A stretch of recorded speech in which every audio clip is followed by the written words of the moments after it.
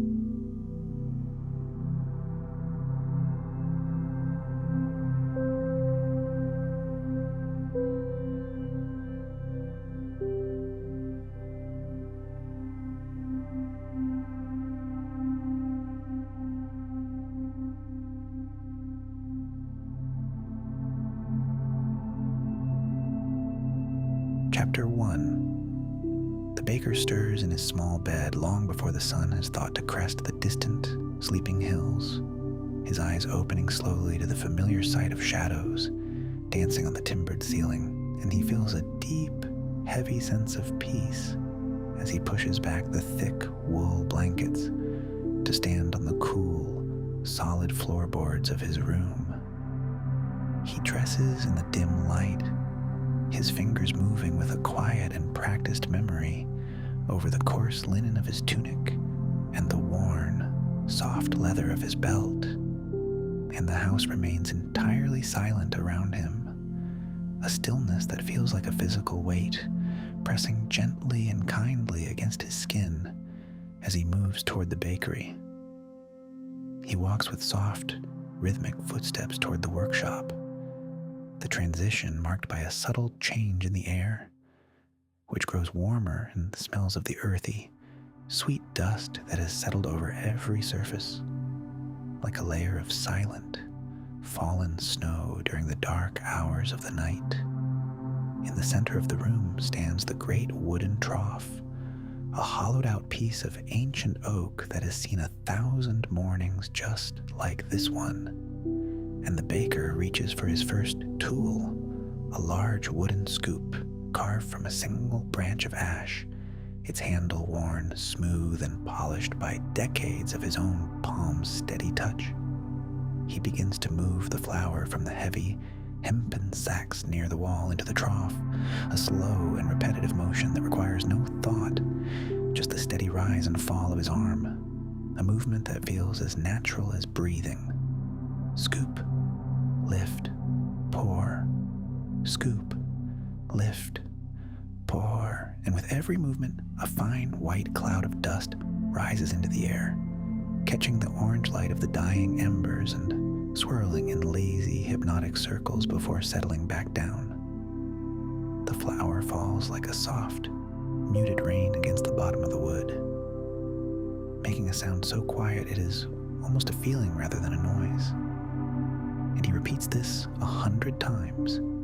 his mind drifting into a state of quiet meditation, where time has no meaning, and the only reality is the weight of the grain in his hand and the coolness of the air. Once the trough is filled with a soft, white landscape of flour that looks like a miniature range of snow-covered mountains, he turns to the water, which sits in a large, heavy ceramic pitcher by the hearth. The liquid inside cool and clear, and reflecting the tiny dancing sparks of the low fire. He pours it slowly, a thin and steady stream that carves a narrow path through the white flour, creating a dark and damp center that begins to soak up the moisture with a thirsty, quiet hiss. And the baker watches the edges of the water expand, fascinated by the way the dry earth of the grain meets the cool spring, merging slowly into something new and soft and heavy. He gathers his scrapers and his long wooden stirrers, laying them out in a neat and orderly line on the side table, each tool having its own special place, each one a partner in the work that is not really work at all, but a slow and beautiful dance of creation that begins in the dark. The air in the bakery is beginning to warm as he stirs the hearth with a long iron rod, the coals glowing a little brighter, casting longer and softer shadows that stretch across the room to touch the far corners, where the brooms and the empty baskets wait in their own patient, wooden silence. He feels the coolness of the morning air on his face and the warmth of the wood beneath his hands, a perfect balance of sensations that makes him feel grounded and safe, anchored in a moment of time that belongs only to him and the quiet preparations of the day. There is no hurry, no need to rush, for the world outside is still dreaming in its beds, and so he lingers over each small task, polishing a wooden spoon with a scrap of soft cloth, adjusting the position of a bowl by a fraction of an inch, or simply standing still and listening to the deep, resonant silence of the stone walls. His breath is slow and steady, matching the pace of his hands, and as the first hint of pale gray light begins to filter through the high, narrow window, he feels a deep and abiding contentment, knowing that everything is in its place and the day is unfolding exactly as it should, one slow and gentle movement at a time, while the world remains wrapped in its blanket of stars. He touches the edge of the flour sacks, feeling the rough texture of the fabric, and then he touches the smooth surface of the water, a contrast that reminds him of the simplicity of the elements he works with, and he smiles a small, private smile in the dim light. The stillness of the room is like a liquid, filling his ears and his mind, washing away any lingering fragments of dreams and replacing them with the solid, comforting reality of the grain and the stone. He moves to the corner too. Fetch the salt, his boots making a soft scritch on the floor, and he measures it out in small, careful pinches, watching the white crystals disappear into the flour like tiny stars vanishing at dawn. Every motion is part of a long, unbroken chain of mornings, a ritual that brings a sense of order and peace to his soul, and he feels the weight of the world's noise falling away, leaving only this quiet room and the soft, repetitive setup of his craft.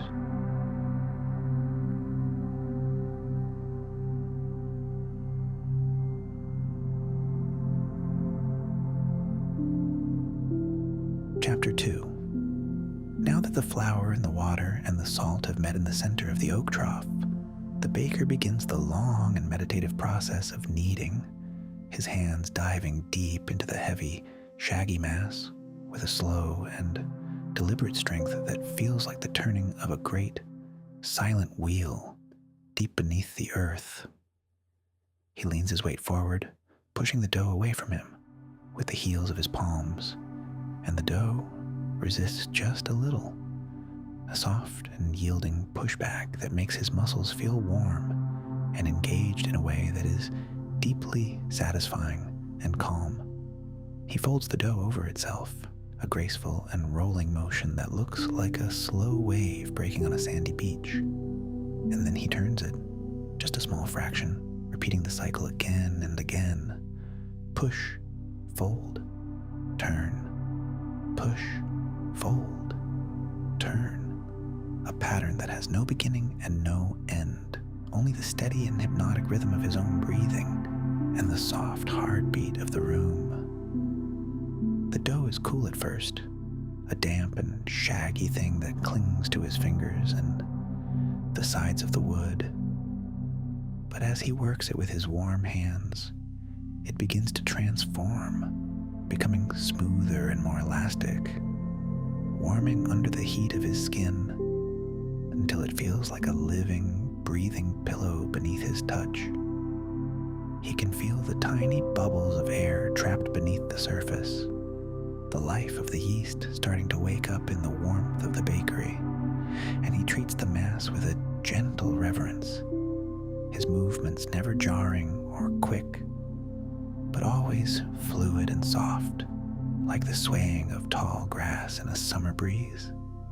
The silence of the bakery is filled only by the soft, wet sound of the dough meeting the wood, a gentle, rhythmic thud,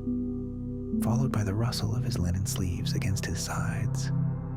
and the world outside the stone walls feels like a distant and unimportant dream, far removed from this circle of light and flour. As he works, his mind becomes as smooth and quiet as the dough itself, his thoughts drifting away like smoke from a dying fire, leaving only the sensation of the work and the deep, humming peace that settles in his chest and radiates out to his fingertips. He pauses occasionally to sprinkle a little more flour from a small bowl, the white grains falling in a delicate and powdery mist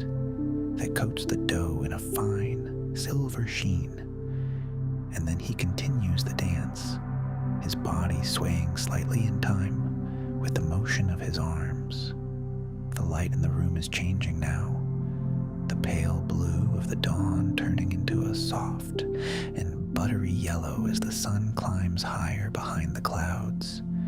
and the dust motes in the air dance in the thin beams of light,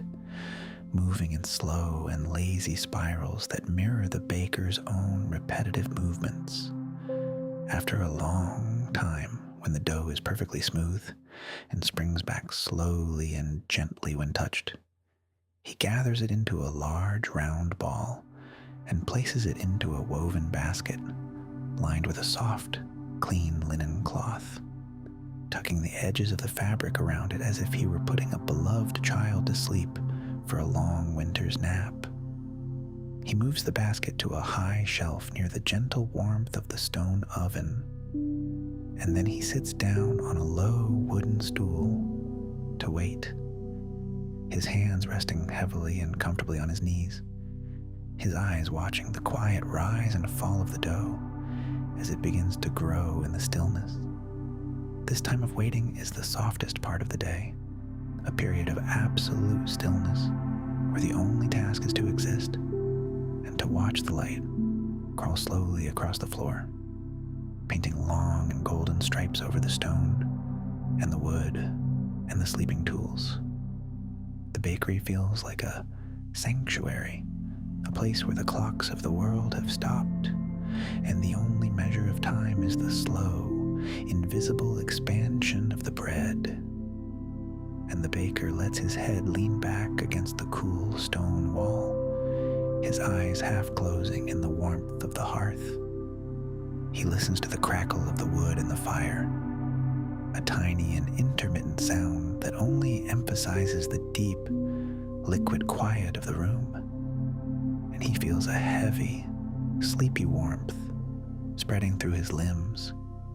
a reward for the steady labor of his hands and the patience of his heart.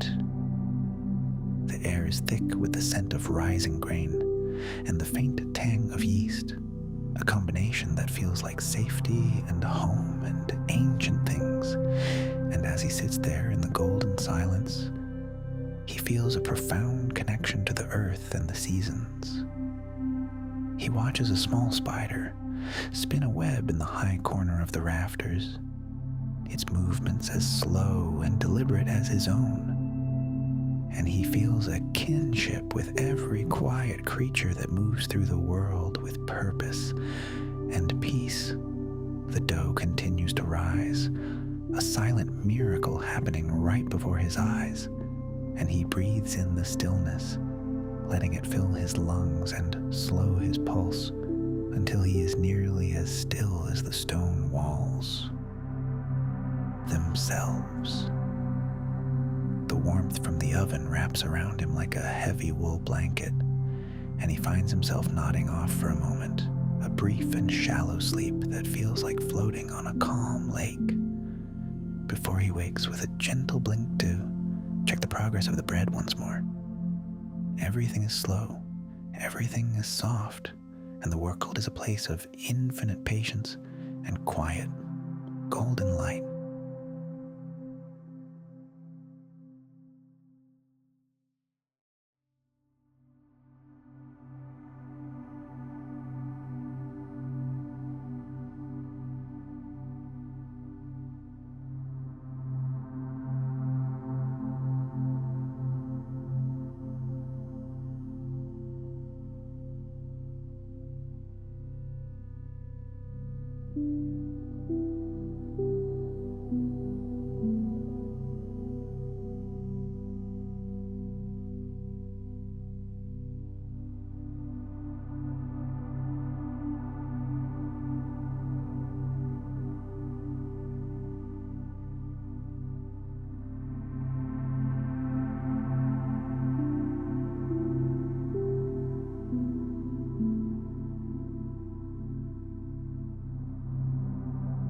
Chapter 3. When the dough has risen high and proud, filling the woven baskets with its soft and airy weight, the baker rises from his stool with a slow and graceful stretch, his joints feeling loose and warm in the golden afternoon light that now fills the room. He prepares the oven for the final stage, moving the glowing coals to the back with a long iron rake that makes a soft, metallic scraping sound against the brick, and the heat that pours out of the dark opening is intense and dry, a shimmering veil that makes the air wobble and dance in front of his eyes. He takes the long wooden peel, its blade dusted with a fine layer of grit to prevent sticking, and he carefully slides the loaves one by one into the heart of the stone, the bread landing with a quiet, muffled sound on the hot floor, where the magic of the fire will turn them into gold. Once the oven is full, he closes the heavy iron door with a dull and satisfying clack that echoes softly through the room, and then he stands back, the most intense part of the day now over, leaving only the waiting and the cleaning and the slow, beautiful descent into the night. The scent of the baking bread begins to seep through the small cracks of the oven, a rich and toasted aroma that fills every corner of the house and the street outside, smelling of caramelized grain and dark honey and the deep soulful heat of the earth itself. As the bread bakes, the sun begins its long and lazy slide toward the horizon, the light in the bakery turning from gold to a deep, bruised purple, and the shadows grow long and thin, stretching like tired limbs across the dusted floorboards and the quiet trough. The baker begins his final cleanup, his movements slow and methodical, taking a soft broom made of dried reeds to sweep the stray flour into neat, white piles, the sound of the bristles against the stone, a rhythmic and soothing hush. Hush, hush, that lulls the spirit into a deeper state of calm. He washes his tools in a basin of warm water, the steam rising and soft, translucent curls around his face, and he dries them with a clean linen cloth until they glow with a dull and honest shine, placing them back in their spots with a quiet and final precision. He checks the bread one last time, opening the oven door to reveal the loaves, now transformed into crusty brown jewels that sing with a faint and musical crackling sound as they hit the cooler air, a tiny symphony of cooling crusts that signals the end of the day's journey. He moves the loaves to the wooden racks where they will sit in the dark through the night, their warmth radiating out into the room like a series of small, edible suns. And the sight of them fills him with a quiet and heavy pride that settles deep in his bones and his heart. The world outside is now dark and still, the first stars appearing in the velvet sky like distant lanterns, and the baker feels the weight of the day's peace pressing on his eyelids, a gentle and insistent invitation to surrender to the night. He walks through the bakery one last time, his footsteps nearly silent on the clean floor, and he blows out the single tallow candle, leaving the room to the soft, red glow of the dying embers in the hearth. The silence now is so thick and sweet, it feels like a dream already begun, a blanket of quiet that covers the flour and the wood and the bread in a layer of perfect safety. He makes his way back to his small bedroom, where the air is cool and the blankets are soft and waiting. And as he lies down, he feels his body sink deep into the mattress, every muscle letting go of its tension, every thought fading into the dark and quiet air. The smell of the bread still lingers in his nose, a comforting and safe reminder of the day's quiet work. And as his breathing becomes slow and shallow, he drifts away into a sleep that is as deep and nourishing as the grain he has spent his life tending. He feels the house around him, a sturdy shell of stone and timber, protecting him from the wind and the cold, and he closes his eyes with a final, contented sigh. The rhythm of the day, the scooping, the kneading, the baking, the cleaning, all fades into a single humming note of peace that carries him down into the darkness. He is a part of the house, a part of the bread, and a part of the night. And in this stillness, there is nothing left to do but rest and dream of the morning to come, as the world continues to turn in its slow and silent way, and the stars watch over the sleeping village, and the bread grows cold and perfect on its wooden shelf. Sleep now. Sleep. Sleep.